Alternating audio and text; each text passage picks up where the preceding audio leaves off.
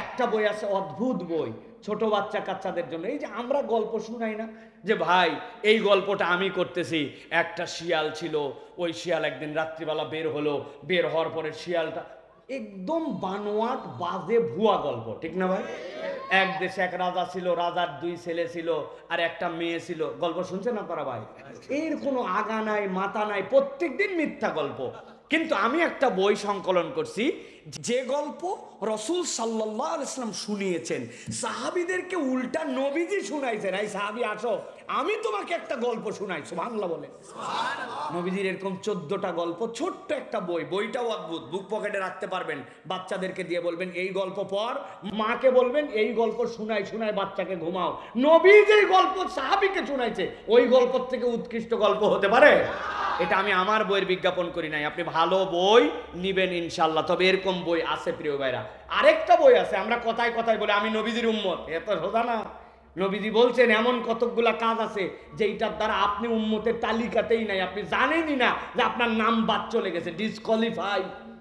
যেরকম নবীজি একদিন গেছে মদিনার বাজারে, যাওয়ার পরে গমের বস্তার মধ্যে হাত দিয়েছেন, উপরে ঝরঝরা শুকনা, নিচে হাত দিয়ে নবীজি দেখেন ভিজা। নবীজি বলেন এই ধান্দাবাজ, উপরে এরকম নিচে এরকম ব্যাপার কি? নবীজি বলছেন মান গাসসানা ফালাইসা মিন্না, যে ধোকা দেয় সে আমার উম্মত নয়। এখন আমরা এই দু একটা জানি, কিন্তু হাদিসের মধ্যে নবীজি 40টা জায়গায় আমার উম্মতের তালিকায় নাই এরকম বর্ণনা দিয়েছেন। আমি কৌশলে 6টা গল্প বানাইছি, ওই 6টা গল্পের শুরুতে ঢুকবেন, বাইর হওয়ার আর কোনো কায়দা নাই। গল্প পড়ে বের হবেন, আপনার মগজ ধোলাই দিয়ে বের করে দেওয়া হবে, 40টা বিষয় জেনে ফেলবেন। শেষেও তালিকা দেওয়া আছে সুন্দর করে, ছোট্ট একটা বই আপনাদের জন্য নিয়ে আসা হয়েছে। এই বিজ্ঞাপনগুলো আমরা না করলে আপনারা জানবেন কেমনে? এই জন্য আমার ইয়াং এতগুলা মানুষ, তাদের জন্য বললাম বইগুলা আজকেও এখানে পাবেন, আগামীকালকেও মাল্টিফ্যাপসে পাবেন ইনশাআল্লাহ। আল্লাহ আমাদেরকে ভালো বই গ্রহণ করার তৌফিক দান করেন, কোরআনের তাফসীর পড়ার তৌফিক দান করেন, নবীজির জীবনী পড়ার তৌফিক দান করেন। প্রিয় ভাইরা, তাহলে নাতাওয়াক্কালু আলাইহি ওয়া নাউযু বিল্লাহি মিন শুরুরি আনফুসিনা ওয়া মিন সাইয়্যাতি আমালিনা। من يهد الله فلا مضل له ومن يضلل فلا هادي له وأشهد أن لا إله إلا الله وحده لا شريك له وأشهد أن سيدنا وحبيبنا وطبيب قلوبنا محمد الذي أرسله بالحق بشيرا ونذيرا وداعيا إلى الله بإذنه وسراجا منيرا. فقد قال الله سبحانه وتعالى في كلامه المجيد وفي فرقان الحميد. أعوذ بالله من الشيطان الرجيم. بسم الله الرحمن الرحيم. ما أصاب من مصيبة إلا بإذن الله ومن يؤمن بالله يهدي قلبه والله بكل شيء عليم.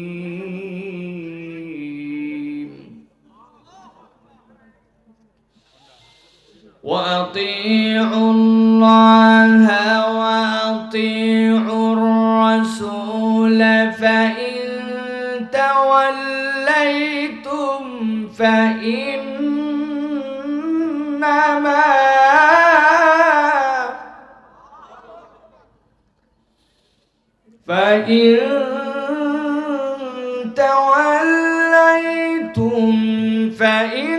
فإنما على رسولنا البلاغ المبين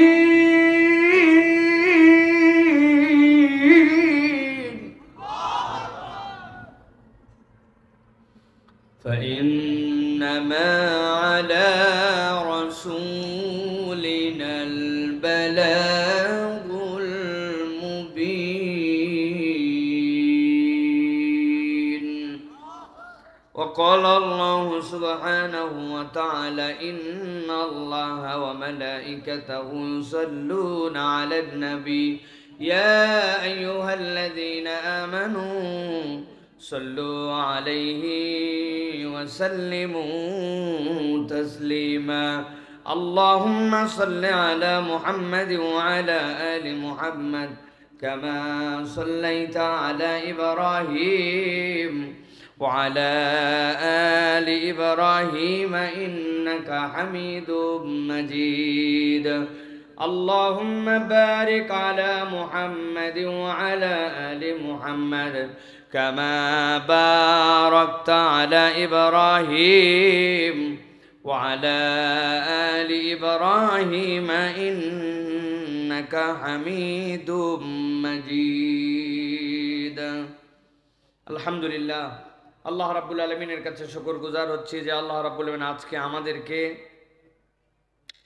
এই দিয়াখালী তালিমুল কোরআন মাদ্রাসা ও কেন্দ্রীয় মসজিদের উদ্যোগে তৃতীয় বাৎসরিক আজকের এই ওয়াজ মাহফিলে আসার বসার তৌফিক যোগ্যতা দিয়েছেন সে আল্লাহর কাছে আমরা সর্বাগ্রে কৃতজ্ঞ হচ্ছি সকলে পড়ছি আলহামদুলিল্লাহ দরুদ এবং সালাম বর্ষিত হোক মানবতার মহান মুক্তির দূত আকায়ে নামদার তাজেদারে মদিনা আপনার আমার প্রিয় রাসূল জনাবে মুহাম্মদুর রাসূলুল্লাহ সাল্লাল্লাহু আলাইহি ওয়াসাল্লামের প্রতি আজকের এই মোবারক মজলিসের সম্মানিত সভাপতি জনাব আলহাজ মোহাম্মদ নুরুল ইসলাম সাহেব যিনি আয়ারল্যান্ডে থাকেন তিনি এই এলাকাবাসী এবং এই মসজিদ সহ এই এলাকার মানুষকে ভালোবাসেন এই জন্য এই মাহফিলকে কেন্দ্র করে শুধু আয়ারল্যান্ড থেকে আমাদের নুরুল ইসলাম ভাই এখানে এসেছেন আমরা তাকে দোয়া করি তার জন্য আল্লাহ রাব্বুল আমিন তাকে দুনিয়া আখিরাতে কল্যাণের সাথে থাকার তৌফিক দান করেন আজকের প্রধান অতিথি আমাদের ডক্টর দেওয়ান মোহাম্মদ সালাউদ্দিন সাহেব আজকে কথা বলেছেন মাওলানা নাসিরউদ্দিন সাহেব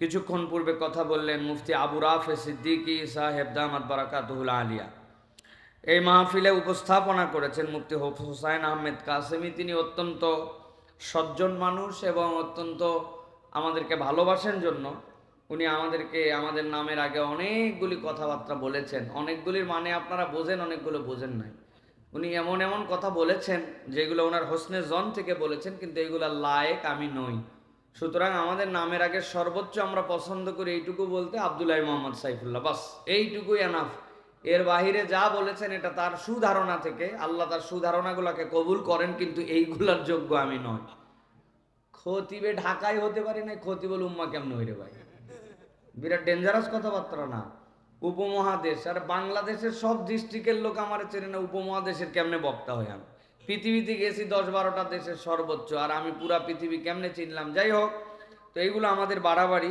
এইগুলো আমাদের না বলা উত্তম এইগুলোর থেকে বেঁচে থাকলে আমাদের জন্য উত্তম আর আমি তো ব্যক্তিগতভাবে নিজেরটা নিজে জানি যাদের যোগ্যতা আছে তারা অনেকে বিনয়ী হওয়ার চেষ্টা করেন তাওয়াদু দেখান কিন্তু আমার নাই ভিতরে কিছু হুদা মিশা পাম্পট্টি দিতে আমার ভুলালে হবে না ভাই সুতরাং আল্লাহ রাব্বুল আমিন আমাদেরকে এক এবং নেক হওয়ার তৌফিক দান করেন আল্লাহ আমাদের সকলের হৃদয়গুলোকে ভালোবাসায় ভরপুর করে দেন যে সকল উলামায়ে কেরাম এসেছেন বিশেষ করে ইমাম ভাইরা আমাদের এসেছেন অত্র এলাকার সকলে আমাদেরকে মহব্বত করেন আল্লাহ আমাদের সকলের দিলগুলাকে এই ভালোবাসার জোড়াবন্ধনে ইসলামের খেদমত এবং কল্যাণের জন্য কবুল করেন বলেন আল্লাহুম্মা আমিন প্রিয় ভাইরা রাত কিন্তু অনেক গভীর এই সময় আমার ওয়াজ শেষ করে চলে যাওয়ার কথা আমি 11টায় চলে যাব বলে প্রতিশ্রুতি দিয়ে এই যে সেই ব্যক্তি বসে আছে আসামি এই আসামির কারণে এই জায়গায় আমি দাওয়াত নিয়েছি তো ওনাকে আমি বলে আসছি 11টায় শেষ তাহলে 10:43 বাজে আর আমরা আলহামদুলিল্লাহ হয়তো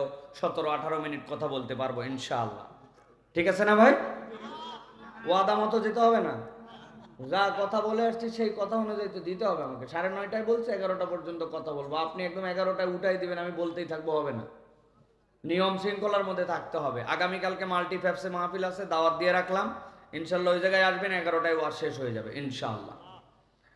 প্রিয় ভাইয়েরা,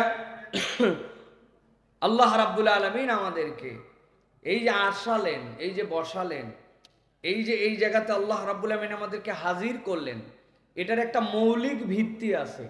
মৌলিক ভিত্তিটা কি? মৌলিক ভিত্তিটা হচ্ছে যে আমরা আল্লাহ রাব্বুল আলামিনের প্রতি ঈমান রাখি, ঠিক কি না? বুঝে বলবেন, ঠিক কি না?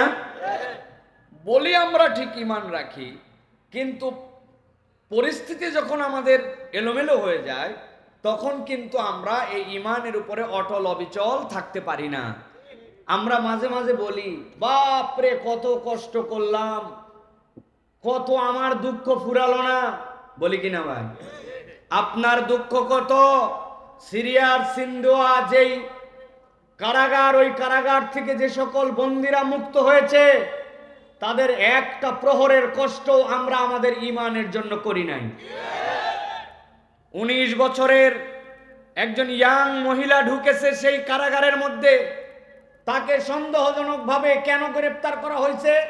ওই আসাদ এবং তার বাপের পক্ষে যারা ছিল, ওই স্বৈর শাসকদের বিপক্ষে যারা আন্দোলন করেছে তাদের কেউ কেউ আহত হয়েছে।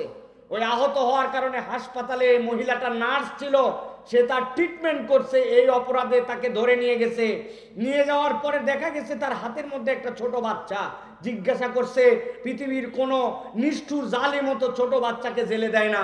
বলে জেলে দেয় নাই, আজকে আমার বয়স 32 বছর, এই কারাগারের মধ্যে 13 বছর আছি, আমাকে অসংখ্যবার আমার প্রতি শারীরিক পাশবিক নির্যাতন করা হয়েছে।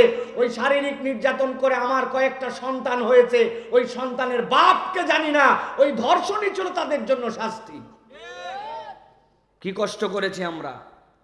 বলেছে যারা আসাদের বিরোধী তাদের উপর থেকে বোম্বিং করো, ওই বোম্বিং করতে অস্বীকার করেছে একজন পাইলট, তাকে ধরে নিয়ে যাওয়া হয়েছে, 33 বছর তাকে জেলের ভিতরে রাখা হয়েছে, অথবা কেউ বলেছেন 23 বছর তাকে জেলের ভিতরে রাখা হয়েছে। এই 23 বছরে বৃদ্ধ হয়ে গেছে, সেই লোকের চেহারা চেঞ্জ হয়ে গেছে, হুঁশ জ্ঞান নাই, পায়ের মধ্যে বেল্ট দিয়ে বেঁধে আটকায় রেখেছে। কারণ কি? কারণ শুধুমাত্র এই স্বৈরতন্ত্রের বিপক্ষে কথা বলতো। তারা ছিল নিরেট সুন্নি মুসলমান। আর এই সকল ফাজিল বেয়াদব নুসাইরি যেই সকল খ্রিস্টানদের আদর্শে লালন করে, খ্রিস্টানদের কোন ত্রিতত্ত্ববাদে বিশ্বাস করে। খ্রিস্টানদের আছে আল্লাহ, খ্রিস্টানদের আছে ঈসা রুহুল্লাহ, আর খ্রিস্টানদের আছে রূহ। এই তিনটা মিলে তারা মনে করে এই তিনটাই আমাদের উপাস্য। ঠিক এই লোকগুলো মুসলমান নামদারি, কিন্তু শিয়াদের মধ্যে এরা এমন নিকৃষ্ট শাখা, ওরা মনে করে একটা হচ্ছে আল্লাহ, আরেকটা মনে করে হুসাইন অথবা আলী, আরেকটা মনে করে তারা যে এই যে ইরান থেকে যে ইসলাম গ্রহণ করেছিলেন হযরত সালমান ফার্সি, এই তিনজন মিলায়া তাদের হচ্ছে আল্লাহ রাব্বুল আমিনের কাছে উপাসনার মাধ্যম। আর পরকাল বলে কিচ্ছু নাই, দুনিয়াতে ভালো কাজ করলে ওই পারে যে ভালো ফল, আর ওই হিন্দুদের মতো পুনর্জন্মবাদ, এই বিশ্বাসী ছিল আসাদ এবং তার বাপেরা। এর বিপক্ষে যে সকল লোক ঈমান ইসলামের পক্ষে কেটেছে তাদেরকে এমন জুলুম করা হয়েছে যেইটার একটা দিন আপনার আমার পুরা জীবনের কষ্টের সমান হবে না। কথা ঠিক কিনা? ইসলামের জন্য কি করেছি আমরা? ইসলামের জন্য আমাদের কোনো ডেডিকেশন নাই, ইসলামের জন্য আমাদের ন্যূনতম কোনো ত্যাগ নাই, জানেরও ত্যাগ নাই, মালেরও ত্যাগ নাই আমাদের। আমরা আছি ফুল ফিরি ফুল বাবু হয়ে। আল্লাহ রাব্বুল আমিন এই জন্য বলছেন, দুনিয়ার মানুষ একটা ঈমানের ব্যাপারে তোমরা স্থির হও, একটা বিষয়ে তোমাদের মগজটাকে তোমরা পরিষ্কার করে নাও। কি বিষয়? আল্লাহ রাব্বুল আলামিন বলছেন, মা আসাবা মিন মুসিবাতিন ইল্লা বিইজনিল্লাহ। আল্লাহ বলছেন দুনিয়ার মানুষ জেনে রাখো, এই দুনিয়াতে যত ধরনের মুসিবত আসে, যত ধরনের বালা আসে, দুনিয়ার বুকে তোমাদের উপরে যত ধরনের পরীক্ষা আসে, ইল্লা বিইজনিল্লাহ, মনে করো না এটা আল্লাহর জ্ঞানের বাহিরে, বরং তোমার জন্য যে মুসিবতই আসুক না কেন, আল্লাহ বলছেন রব্বুল আলামিন এই বিষয়ে খবর রাখেন। এইটা বলার উদ্দেশ্য কি? এইটা বলার উদ্দেশ্য আল্লাহ বান্দাকে বুঝাতে চান, বান্দা তোমার যত বড় বিপদ হোক, যত বড় তোমার জন্য দুনিয়ার বুকে ঝামেলা হোক না কেন, বান্দা মনে করো না তোমার রব, তোমার পালনকর্তা, তোমার মাবুদে বিষয়ে খবর। যেই মালিকের গোলামদের ব্যাপারে তার মালিক খবর রাখে, আল্লাহ বলছেন ওই মালিকের ব্যাপারে এইটুকু আস্থা রাখতে হবে যে গোলামের যত বড় বিপদই হোক না কেন, রব যেহেতু তার রুবুবিয়াতের দায়িত্ব নিয়েছেন, অতএব উদ্ধার করার দায়িত্বটাও সেই রব্বুল আলামিনের। ঠিক না? ভালো করে বোঝেন। অনেক সময় আমি উদাহরণ দেই, আপনাদের এলাকায় অনেক সময় না পুকুর সেচা হয়, পুকুরের পানি মেশিন দিয়ে উঠাই ফেলা হয় মাছ ধরার জন্য, হয় কিনা? যেই না পুকুর থেকে যে আপনি উঠাই ফেলেছেন সব পানিগুলা নিচের দিকে তখন কাদা আর কাদা, ওই কাদাগুলা বড় বেশি জটিল কাদা হয়। একটু যদি রোদ পড়ে ওই কাদাটা অনেক সময় আঠার থেকেও বেশি আঠালো হয়ে যায়। বোঝার জন্য বলছে, খেয়াল করেন, ওই পুকুরটা বিশাল বড় পুকুর, ওই পুকুরের আশপাশে কিছু পানা ছিল, দল ছিল। একটা গরু দেখছে সেইখানে তার খাদ্য আছে, একটা দুইটা করে পানা খাইতে খাইতে লোভ সামলাতে না পেরে পুকুরের দিকে আগায় গেছে। যেই না পুকুরের মাছ বরাবর গেছে, কাদার মধ্যে চার পা ঢুকে গেছে। যেই না পা তুলতে যায়, যত তুলতে চায় তত ঢুকে যায়। ঠিক কিনা? এখন নিচে যখন ঢুকে গেছে, খানিকক্ষণ হাম্বা হাম্বা করে চিল্লায়া, এরপরে আর গরু চিল্লাই না, চুপ করে গেছে।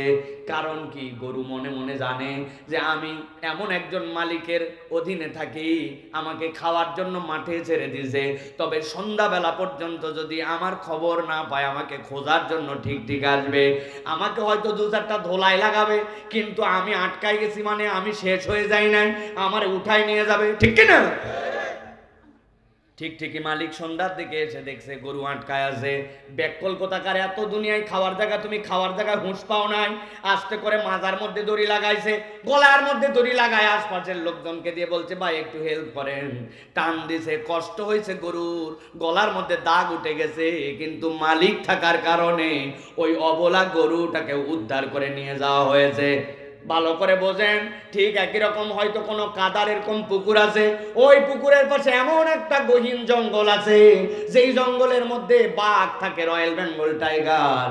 ওই রয়্যাল বেঙ্গল টাইগার চিন্তা করছে পুকুরের এপার থেকে ওপার বোধহয় পার হয়ে যাব, খেয়াল করে নাই ওই পুকুরের মধ্যে চলে আসছে। আসার পরে সেও মধ্যে মধ্যে আসার পরে পা চারটা ঢুকে গেছে, ঢুকে যাওয়ার পরে যত ওঠার চেষ্টা করছে তত ঢুকে আটকায় গেছে। বুঝে থাকলে বলেন তো সন্ধ্যাবেলা কারা কারা উদ্ধার করতে যাবে? বরং এলাকার লোক বলবে হায় রে, বাপ দাদার বংশে যদি গল্প করার মতো একটা আইটেম হয়তো আজকে পাওয়া গেছে। কি আইটেম? কয়েকটা বাঁশ নিয়ে আয়, অন্তত নাতির কাছে গল্প করতে পারবো, পিটায় বাঘ মারছিলাম। ঠিক কিনা? রয়্যাল বেঙ্গল টাইগার হওয়ার পরেও যদি তার মালিক না থাকে, ওই রকম একটা আঠাল পুকুরের মধ্যে গেলে আটকায় যায়। আর দুনিয়ার অবলা প্রাণী গরু যদি হয়, তারপরেও যদি মালিক থাকে, সন্ধ্যাবেলা সে মালিকের বদৌলতে উদ্ধার পেয়ে যায়। আমার আল্লাহ রাব্বুল আলামিন বলছেন, মা আসাবা মিন মুসিবাতিন ইল্লা বিইذনিল্লাহ ওয়া মান ইউমিন বিল্লাহি ইয়াহদি কলবাহু ওয়াল্লাহু বিকুল্লি শাইইন আলীম।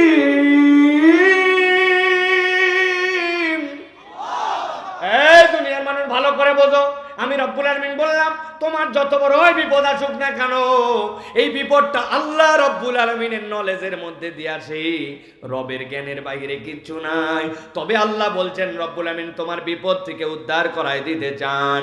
ওয়া মান ইউমিন বিল্লাহি ইয়াহদি কলবাহু, আল্লাহ বলছেন যে আল্লাহর প্রতি ভরসা করে আর আল্লাহর প্রতি পূর্ণ বিশ্বাস করে, আল্লাহ রব্বুল আলামিন তার অন্তরকে হেদায়েতের আলো দিয়ে দেন। সুবহানাল্লাহ।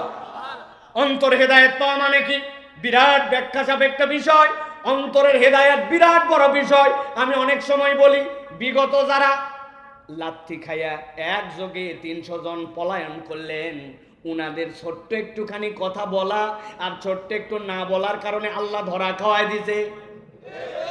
কি কথা বলা বলছিল কি সেটা আপনারা জানেন, আমি আর বলতে চাই না, কিন্তু বলে নাই কি, ওরা যদি ওই 5 তারিখের আগে কলে কৌশলে যদি সবাই মিলে ওই টিভির মধ্যেই হোক আর যেই জায়গায় হোক, আসার পরে যদি বলতো যা করছি করছি, আল্লাহর হস্তে আমরা ভুল করছি, আমাদেরকে মাফ করে দেন, সবাই মিলে যদি মাফ চাইতো তাহলেও হয়তো বাঁচার উপায় থাকতো। কিন্তু মাফ চাই নাই, উল্টারও ফকর দালালি করছে। আল্লাহ এই জন্য একবারে রেড কার্ড দিয়ে বাইর করে দিছে, ঠিক না?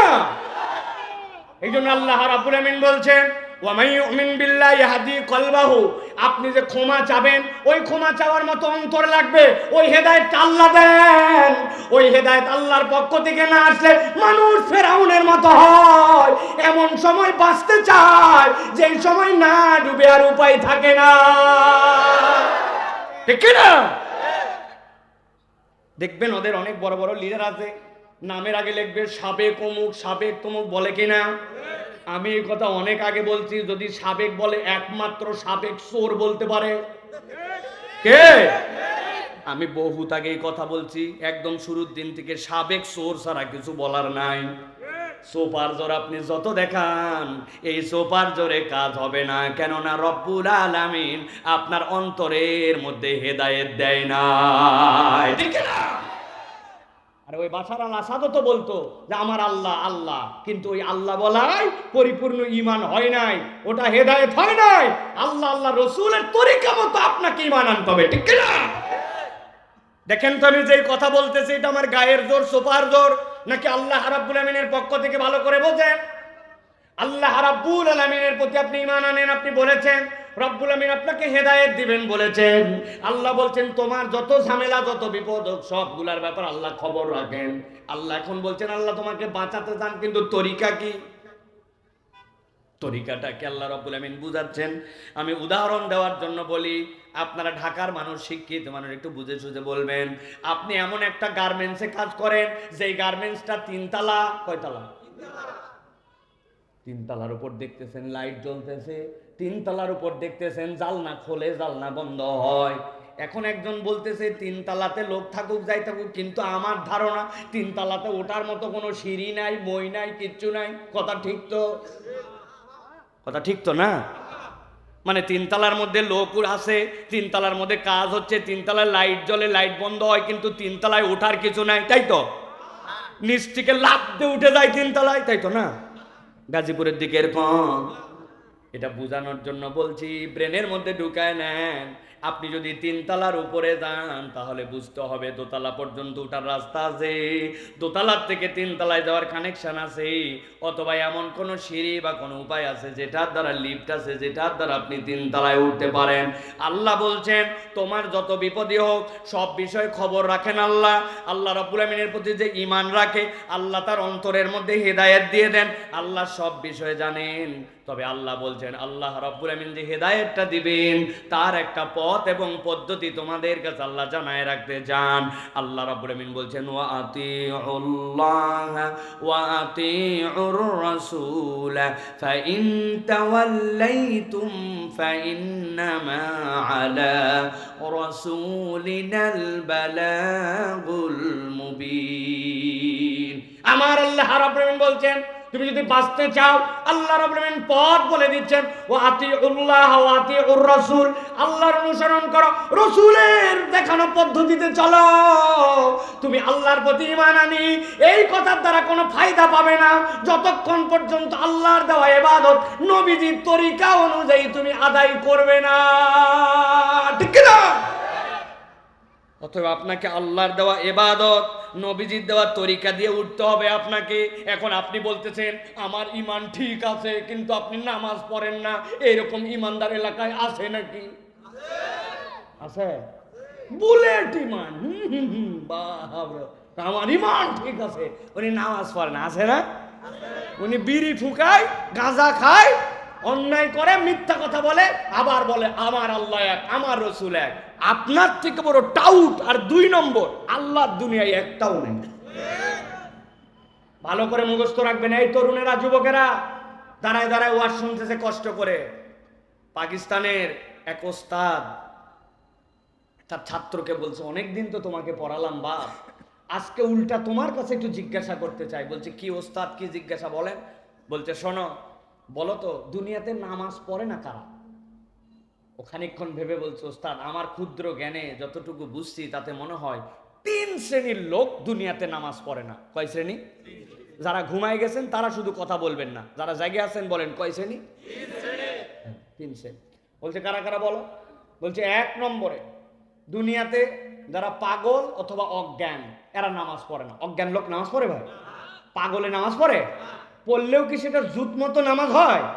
বলছে বাহ, দারুণ ব্যাপার, ঠিক বলছো। 2 নম্বর বলছে 2 নম্বর হচ্ছে ওস্তাদ আমার যতটুকু ধারণা তাতে মৃত মানুষ নামাজ পড়ে না। মরা মানুষ নামাজ পড়ে? মরা মানুষের উল্টা নামাজ পড়া লাগে, ঠিক না ভাই?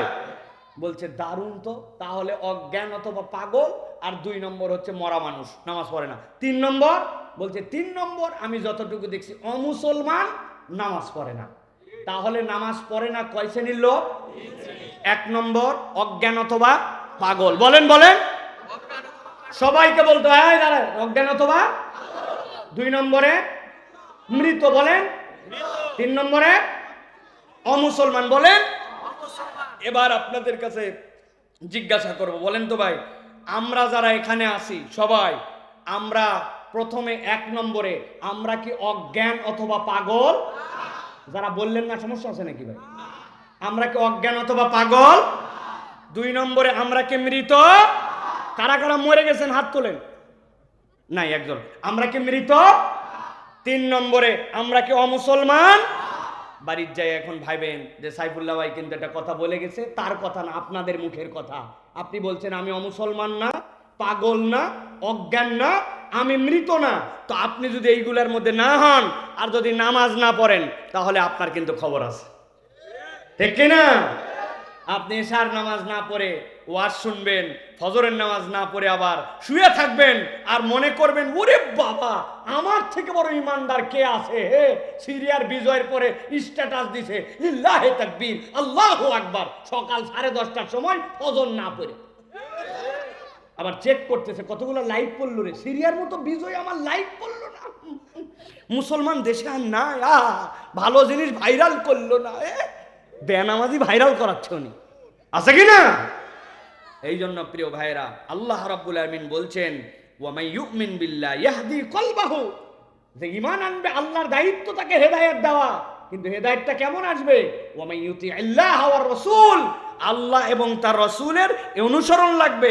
আতিউল্লাহ ওয়া আতিউর রাসূল, নবীজির সুন্নাত অনুযায়ী জিন্দেগি লাগবে, আপনার আমার নিজের মত অনুযায়ী বুদ্ধি অনুযায়ী নয়, আল্লাহ আল্লাহ রাসূলের দেখানো পদ্ধতি অনুযায়ী, ঠিক কি না?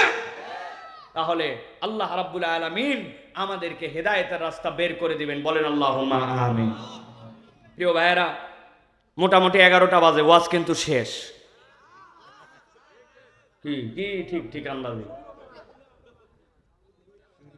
কেবল শুরু।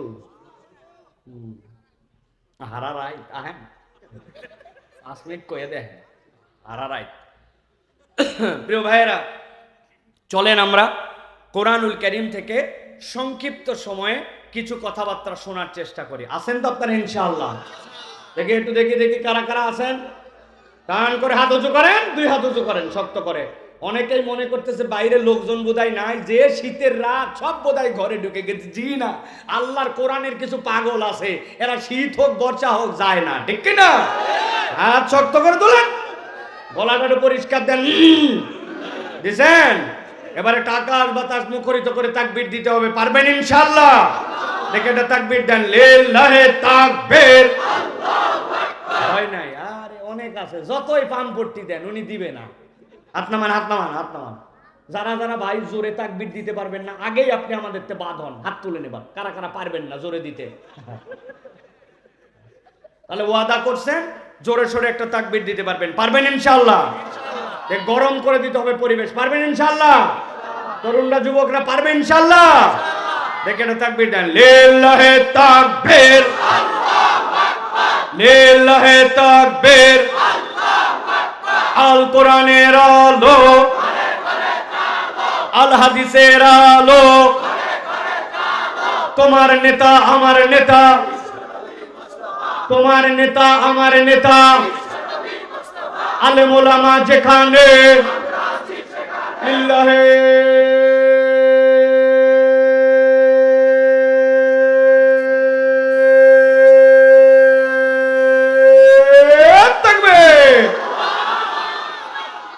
আলহামদুলিল্লাহ, আলহামদুলিল্লাহ বলেন। আপনারা কি মনে করছেন সবাই জোরে বলছে? জীবনেও না।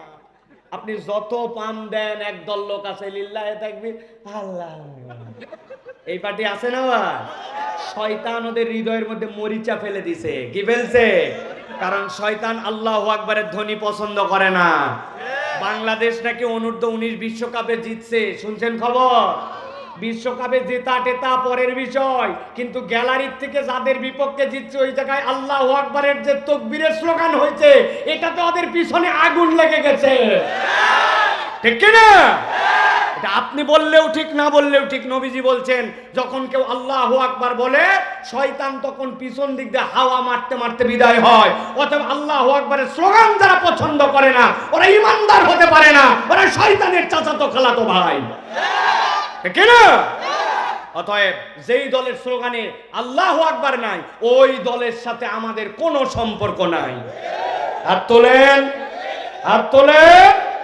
আল্লাহু আকবার যার সাথে নাই, আমি তার সাথে নাই। রাজি তো? চায়ের বিনিময়ে বিক্রি করবেন না তো? বিড়ির বিনিময়ে 50 টাকা ক্ষমতার লোক, আল্লাহু আকবার নাই যার সাথে, আমি নাই তার সাথে। রাজি তো? লিল্লাহে তাকবীর। আলহামদুলিল্লাহ, হাত নামা। যে কয়টা একটু যাওয়া যাওয়া ভাব করছিল, এগুলো আর যাবে না ইনশাআল্লাহ। ঠিক আছে ইনশাআল্লাহ? ইনশাআল্লাহ। আমরা সংক্ষিপ্ত সময়ে নির্ধারিত একটা প্রসঙ্গে কিছু কথা বলবো। আর যাওয়ার সময় ওই যে সামনে আমাদের বই নিয়ে আসছি, আপনাদের বেশিরভাগ কথাবার্তা বাড়িতে যায় না। এই জন্য আমরা যেইগুলো বই লিখেছি, পকেটের পয়সা খরচ করে বহুত কষ্ট করে আসছে এই জায়গায়। সত্যায়ন পাবলিকেশনে আমার যেই 5টা বই সহ অনেক বই আছে, মিজান ভাই, আজারি ভাই সহ বিভিন্ন বই আছে। এই বইগুলো আপনারা একটা বই হলেও ইয়াংরা গাঁটের পয়সা খরচ করে সর্বনিম্ন 100 থেকে 250 টাকার মধ্যে বই আছে, বই একটা করে নিয়ে যাওয়ার চেষ্টা করবেন ইনশাআল্লাহ। রাজি আছেন তো? একটা বই আছে, অদ্ভুত বই, ছোট বাচ্চা কাচ্চাদের জন্য। এই যে আমরা গল্প শুনাই না যে ভাই এই গল্পটা আমি করতেছি, একটা শিয়াল ছিল, ওই শিয়াল একদিন রাত্রিবেলা বের হলো, বের হওয়ার পরে শিয়ালটা একদম বানোয়াট বাজে ভুয়া গল্প, ঠিক না ভাই? এক দেশে এক রাজা ছিল, রাজার 2 ছেলে ছিল আর একটা মেয়ে ছিল। গল্প শুনছেন আপনারা ভাই? এর কোনো আগা নাই মাথা নাই, প্রত্যেকদিন মিথ্যা গল্প। কিন্তু আমি একটা বই সংকলন করছি, যে গল্প রাসূল সাল্লাল্লাহু আলাইহি ওয়াসাল্লাম শুনিয়েছেন, সাহাবীদেরকে উল্টা নবীজি শুনাইছেন। এই সাহাবী আসো, আমি তোমাকে একটা গল্প শুনাই। সুবহানাল্লাহ বলে। নবীজির এরকম 14টা গল্প, ছোট্ট একটা বই। বইটাও অদ্ভুত, বুক পকেটে রাখতে পারবেন। বাচ্চাদেরকে দিয়ে বলবেন এই গল্প পড়, মাকে বলবেন এই গল্প শুনাই শুনাই বাচ্চাকে ঘুমাও। নবী যেই গল্প সাহাবীকে শুনাইছে, ওই গল্প থেকে উৎকৃষ্ট গল্প হতে পারে? এটা আমি আমার বইয়ের বিজ্ঞাপন করি নাই। আপনি ভালো বই নিবেন ইনশাআল্লাহ। তবে এরকম বই আছে প্রিয় ভাইরা। আরেকটা বই আছে, আমরা কথায় কথায় বলি আমি নবীজির উম্মত, এত সোজা না। নবীজি বলছেন এমন কতকগুলা কাজ আছে যেইটার দ্বারা আপনি উম্মতের তালিকাতেই নাই, আপনি জানেনই না যে আপনার নাম বাদ চলে গেছে, ডিসকোয়ালিফাই। যেরকম নবীজি একদিন গেছে মদিনার বাজারে, যাওয়ার পরে গমের বস্তার মধ্যে হাত দিয়েছেন, উপরে ঝরঝরা শুকনা, নিচে হাত দিয়ে নবীজি দেখেন ভিজা। নবীজি বলেন এই ধান্দাবাজ, উপরে এরকম নিচে এরকম ব্যাপার কি? নবীজি বলছেন মান গাশশানা ফালাইসা মিন্না, যে ধোকা দেয় সে আমার উম্মত নয়। এখন আমরা এই 2-1টা জানি, কিন্তু হাদিসের মধ্যে নবীজি 40টা জায়গায় আমার উম্মতের তালিকায় নাই এরকম বর্ণনা দিয়েছেন। আমি কৌশলে 6টা গল্প বানাইছি। ওই 6টা গল্পের শুরুতে ঢুকবেন, বাইর হওয়ার আর কোনো কায়দা নাই। গল্প পড়ে বের হবেন, আপনার মগজ ধোলাই দিয়ে বের করে দেওয়া হবে, 40টা বিষয় জেনে ফেলবেন। শেষেও তালিকা দেওয়া আছে সুন্দর করে, ছোট্ট একটা বই আপনাদের জন্য নিয়ে আসা হয়েছে। এই বিজ্ঞাপনগুলো আমরা না করলে আপনারা জানবেন কেমনে? এই জন্য আমার ইয়াং এতগুলা মানুষ, তাদের জন্য বললাম বইগুলা আজকেও এখানে পাবেন, আগামীকালকেও মাল্টিফ্যাপসে পাবেন ইনশাআল্লাহ। আল্লাহ আমাদেরকে ভালো বই গ্রহণ করার তৌফিক দান করেন, কোরআনের তাফসীর পড়ার তৌফিক দান করেন, নবীজির জীবনী পড়ার তৌফিক দান করেন। প্রিয় ভাইয়েরা, তাহলে